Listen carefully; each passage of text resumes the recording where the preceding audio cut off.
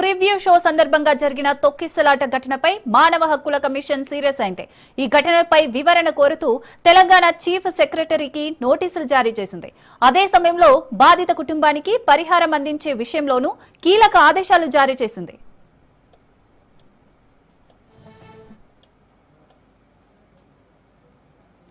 పుష్ప 2 చిత్ర preview show సందర్భంగా Hyderabad RTC cross road సంధ్యా theatre వద్ద జరిగిన తొక్కిసలాట ఘటనలో ఒకరు మృతి చెందగా మరో చిన్నారి తీవ్రంగా గాయపడ్డాడు.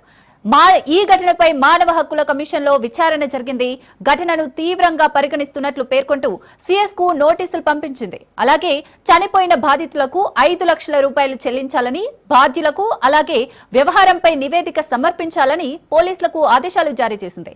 ఈ విషాద ఘటనలో రేవతి అనే మహిళ మృతి చెందగా ఆమె కుమారుడు శ్రీతేజ్ తీవ్రంగా గాయపడ్డాడు. శ్రీతేజ్ కి చికిత్స కోసం సికింద్రాబాద్ లోని ఓ ప్రైవేట్ ఆసుపత్రిలో 146 రోజుల పాటు వైద్యం అందించారు.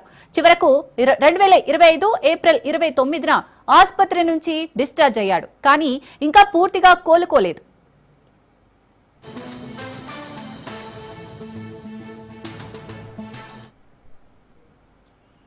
రైట్, ఈ ఘటనకు సంబంధించి మరింత సమాచారం మా ప్రతినిధి రాజు అందిస్తారు. రాజు,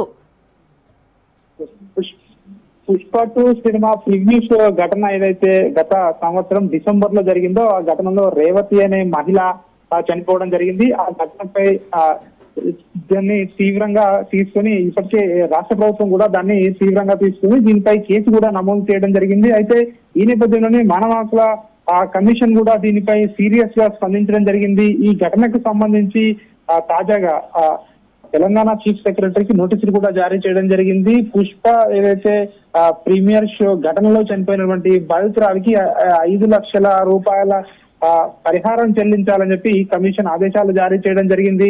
తాజాగా మనం చూసుకున్నట్టయితే ఒకసారి జాతీయ మానవ హక్కుల కమిషన్ షోకాజ్ నోటీసులు అయితే సిఎస్ కు జారీ చేయడం జరిగింది. ఈ సినిమా విడుదల సందర్భంగా ప్రివ్యూ షో ఏదైతే డిసెంబర్ 4వ తేదీన సాయంత్రం సమయంలో తొక్కిసలాటలు చోటు చేసుకుంది.